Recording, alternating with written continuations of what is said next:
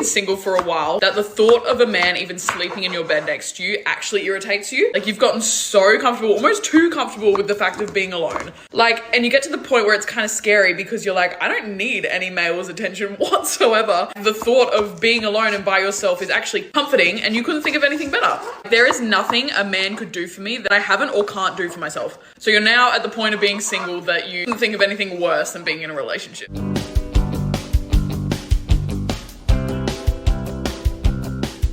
Welcome to my channel, Outspoken Samantha. If you are new here, welcome. I appreciate you clicking on the video to watch it, and since you're here, I would love it if you would hit that subscribe button as well and help me to grow this channel. And to those of you who are returning, welcome back. I truly do appreciate your continued support on my channel, and I hope that you are subscribed as well. Before I get into today's topic, I do want to let you know that I just received a severe thunderstorm warning on my phone, and so if there are, if you hear thunder going on in the background, if the lights flicker a little bit, hopefully my power doesn't completely go out, but that's what's going on. And it's funny because I used to think that I really enjoyed thunderstorms, and then we moved to Texas just over 3 years ago, and I realized I did not know what a thunderstorm was until we lived here. Thunderstorms here are absolutely crazy. Anyway, just as a little bit of lead up into what we're going to talk about today, I know that I've mentioned in past videos that I watch a lot of these men's channels where they essentially just create a ton of videos where they roast women who cry on TikTok about being alone. And while I used to think that they were primarily doing this to try and help men and also help women and hopefully open their eyes to the things that they needed to correct in order to kind of bridge this divide between men and women, now I kind of think they just do it because it's easy content and they can rope men into complaining about women and, ironically enough, create equality, but not in a good way, just in the way that we now have both sides equally complaining about the other. Yet from where I sit, I don't see anything being done to actually fix the problem, which is that there is this massive divide between men and women, and it's becoming extremely difficult for either to pursue the thing that brings human beings the greatest blessings and the greatest joy in life, which is a strong home and a family. For men to find a wife that they can provide for and to trust to work through the hard times with them, and for women to find a man to build a life with and actually be a partner with in their home and create a home where to both of them, their family is the top priority. And honestly, I don't know what the answer is. I don't know how to fix this, but all I know is how to talk about these things and get men and women to talk about it and hopefully figure out where we're all going wrong. Because if we can't figure out what the actual problem is, there's no way to know what actually needs to be addressed. And both sides need to be willing to figure out where they can correct their issues to bring men and women back together, which is what both sides claim to want. So kind of in that vein, there have been a couple videos that have gone viral over the last couple days, both of women who are tired of being alone and wondering why they can't find their person. And honestly, I would love to feature more men as well, but I think we all know that social media is used far more by women than it is by men, and women are more likely to air their dirty laundry and their emotions and their baggage and their drama online than men are. So it's just a lot easier to find women complaining about these things. But if you guys have any links or any videos to share of men airing the same frustrations or what their frustrations are with dating and marriage and relationships, feel free to send those to me. My email address is in the description box below. First video is of this woman. She is 29 years old, and she's apparently just completely baffled as to why she hasn't found that long-term relationship. And as she's talking, you guys can drop in the comments what you think the problem is. And if you're a woman going through the same thing, perhaps read through the comments and see what others are saying, particularly men. And then you might be able to look inward and make adjustments to your own life and to your own approach to hopefully solve the problem. So let's just get into this video.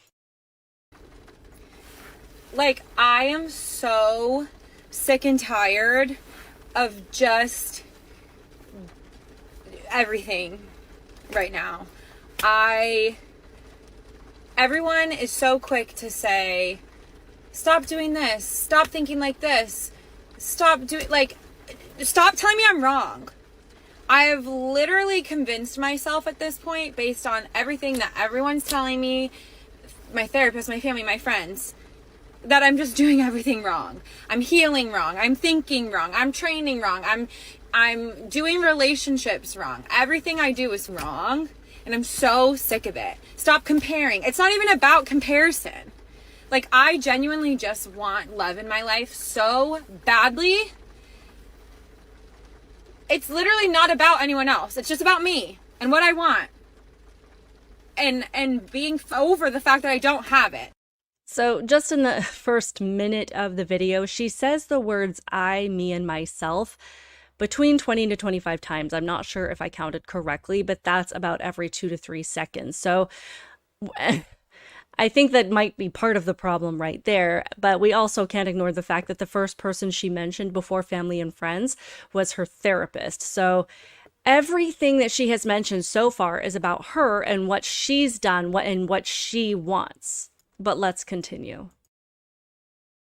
I feel like I have done so much work on myself. I have built a beautiful life for myself. I'm happy with my life where I'm at, my job. I'm successful. I'm independent. I'm healthier than I've ever been. I take such good care of myself. Truly, the only thing I'm missing in my life is someone to enjoy it with. And I'm so sick of waiting. Like, when is it going to be my turn? What more do I have to do to fix myself before I'm just allowed to be happy? I'm not even going to keep counting the number of times that she has said I, me, and myself in this entire video. So if you do happen to have a tally of that, please drop it in the comments below. And just as a little side note to my weather update, I just got a tornado watch. So if you see me running out of the video, I absolutely will leave that in editing, but that's just what's going on behind the scenes here. To meet this universe soulmate person that God supposedly has for me, how much harder do I have to pray and manifest and wait? I feel like I'm being punished for something I didn't do. And I'm just so tired. I'm so tired. I don't expect a lot. I just want love in my life so bad. Am I just supposed to be alone? Like, is that the message? That this beautiful life I've built for myself, like, it's just supposed to be me in it alone? Okay, so I have a lot of thoughts about this. First, when she says she's being punished for something that she didn't do, this comes right after she is telling us all about the beautiful life that she has built for herself and that she's successful and independent. And there is clearly nothing wrong with those things at all. Those are wonderful things to accomplish. But again, we're seeing what happens when these young women are taught the lies of feminism, that they need to spend all of this time on themselves, building their own success, becoming independent, and this I don't need no man mentality. And it used to be kind of a joke to point out this I don't need no man mindset, but the effects of being taught these things are really not funny, and they're having long-term consequences on these women, and they don't even know it. Here's the thing.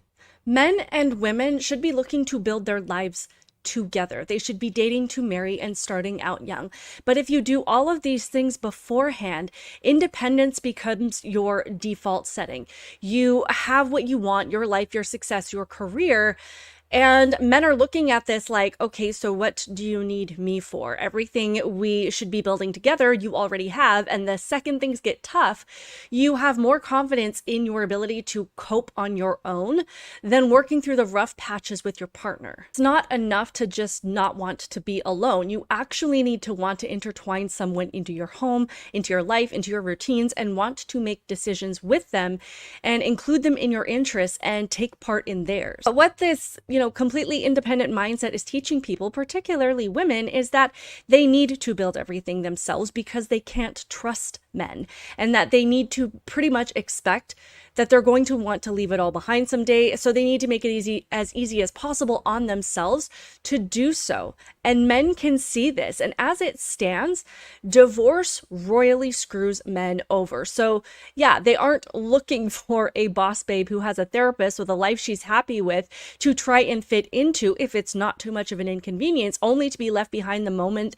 that woman decides she likes her boss babe lifestyle better. When she asks, what do I need to do to fix myself? Yes, she's done a lot of great things in her life. She's healthy. She knows how to take care of herself. She's obviously beautiful. She has a lot of great qualities, but she has not once mentioned what she wants to bring to someone else's life, what she's willing to sacrifice. She's talked a lot about all the things that she can do for herself, but not once what she wants to do for someone else. Not only that, these men are like, I saw how all of these women reacted to Harrison Butker's speech, a man who said he loves his wife more than anything and is so grateful for the sacrifices that she has made to build a life with him. And all of these women basically told him to pound sand. So these men got the message loud and clear that though they're willing to work long hours and sacrifice to make sure that you have what you need, that these women don't want to make any sacrifices themselves to build that strong home and family. And lastly, when she says that she is so tired, I get it. But again, this feminist boss babe culture has these women believing that they have to do everything on their own, and that leaning into a man and allowing him to carry part of that load with them is oppressive, and that he'll eventually expect them to do everything for him. So they end up avoiding it and running themselves into the ground, and then they're like, I'm exhausted. Also faced with these thoughts that have been grilled into their brain that they can't be vulnerable or let somebody help carry the load because that will make them weak and traditional, which is a buzzword. And when she asks if she's just supposed to be alone in this beautiful life that she has created, she's realizing that all of these things that she has worked so hard for, that she has been told would be fulfilling to her, are not actually fulfilling to her. So I do have a second video that I want to look at real quick, and it's in the same vein. So this is a video of a woman that was going around as well, and she shared a really sad story about how she has been making an active effort to meet people. So she decided to go to this comedy show where she kind of assumed, I think, that it would be a mix of singles and couples, or there would be maybe groups of singles that had come together and others with their partners, but there would be opportunity perhaps to meet people. Yet she found out when she got there that she was not only probably the only single person in the room, but when she chose to sit in the front row, she kind of became the center of attention. So the video is pretty long, so we'll just listen to her kind of explain the situation, and then we'll skip towards the end about how the whole night came to an end. I feel so defeated right now. I've been trying to meet someone, just anybody worth my time, for years. And dating apps are so awful. I don't need to explain to you how awful the dating apps are. So I've been trying to meet people in public, and they're still trash when I do randomly meet people in public. But tonight takes the cake. Last week I was like, I'm part of an app that you can basically get invited to these events, and there was a comedy thing coming up, and I bought a ticket that maybe I'll meet people here. Maybe I'll meet a guy, or just meet people in general that I can become friends with, and then, who knows what could happen.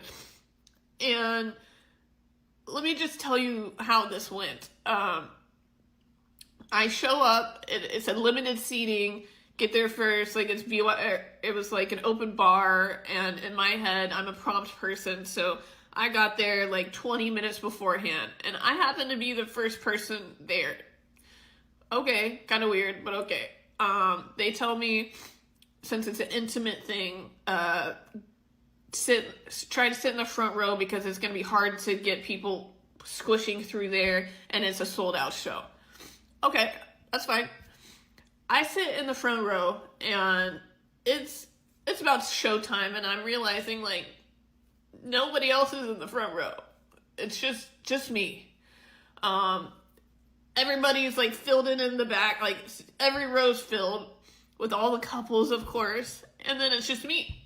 I guess people, some people of course, some people are gonna drop out and not show up, but the host of the show comes up to me really quickly and mouths thank you for sitting in the front row, and she proceeds to go up onto the stage and pointed out, had everyone clap for me for being brave enough to sit in the front row, and that was fine. I get it. People are afraid to sit in the front row, and I was kind of excited for it when I thought there was going to be people there. And it was just ironic that the reason I was there was to meet people, and it was I was a piranha. I think she meant pariah, but we'll just give it to her. So you have somebody that is actually making an effort to go out and meet people in person and still not having a lot of success. And it did stand out to me that she says that a lot of people that she has met in person are trash. And I have to wonder what that means. I know a lot of these guys that roast these women on these men's channels would say that her standards are too high, that she just hasn't met that like top 1% of man that all women go after. And that may or may not be true. I do want to point out that as a society, our morals have gone down. The way that we treat each other has gone down. The way that we respect each other has gone down. The way we present ourselves has gone down. So I think that it is becoming increasingly difficult to meet people that put their best foot forward on that first date, on that initial meeting, knowing that the first impression is the most important, that you only have one opportunity to make that first impression. So I don't think that this can be entirely blamed on her and just assumed that maybe her standards are too high. There's probably a little bit of blame to put at both men and women's feet. I also think it's important to know perhaps where she lives, because I think we are seeing a greater and greater contrast between if you live in a primarily blue area versus if you live in a red area. I know that I have friends that live in some of these more Democrat-run areas, and the behaviors that they say are more normal socially are completely different than what I see where I live in Texas. You will see more of that chivalry here. You will see more of that just natural respect for women and, you know, holding doors or allowing women to be the first ones to step off the elevator. And I know that I've used that example in the past, but that's just how things were in my office job when I would go up and down the elevator every day, and every single day the men would allow the women to get off the elevator first. So there's those little acts of chivalry that are so much more prevalent in certain areas. And then I was explaining this to a friend of mine, and you know, he lives in a blue area, and he's like, yeah, men don't act like that here. So let's just hear the end of her story. It's like, I know nobody's sitting there like, oh my god, look at this girl, but like, it's just, it feels like such a slap in the face. And I'm not even mad at the comics, I'm not even mad at the lady. Like, I would probably think the same thing, but like, just for this point in my life, like, it just feels like Jesus. And then I get into an Uber on the way home because I can't go have a drink like I wanted to because I have this giant bag full of it to carry around. And I get in this Uber, and it's this 75-year-old woman with her dogs. And she won't stop talking about her dogs and like how she got an oil change and what did you do tonight? Was the comedy show good? And like, I'm being nice and polite, but all I can think about is like, this is gonna be me. And it's not even like that's a terrible thing to be single all your life, but like, I just can't help but feel like I'm gonna turn into this because I'm never gonna meet someone. So she gets into this Uber with this woman who is going on and on about her dogs, and she's just like, oh my gosh, this is going to be my life. I am going to be alone. I will be 33 next month, and I've been single for 7 years. I know myself. I know who I can be. I know who I don't want to be. I love myself, and I love myself enough to know that like I deserve someone to share who I am with, as cocky as that sounds. I know it's not everyone's dream to fall in love and have kids or whatever, but that is one of my dreams. Ultimately, both men and women, but women in this particular situation, in this particular video, need to acknowledge the flaws in their thinking and what they have been taught to believe, and acknowledge that they know they can build a happy life with someone, and they need to work to gain that trust back from men, because feminist messaging is not going away. And both of these women are clearly terrified of being alone. And still, when they say that, they have women in their comments giving them crap because they're offended about someone not wanting to be alone forever. In reality, these women know that they are going to be just as miserable, and they just want to make sure that they are not alone in their misery. Anyway, let me know all of your thoughts on this in the comments below. I appreciate you coming to my channel and being here through this whole video. Please be sure to like it. Make sure that you are subscribed. Keep it real, guys, and I will see you in the next one.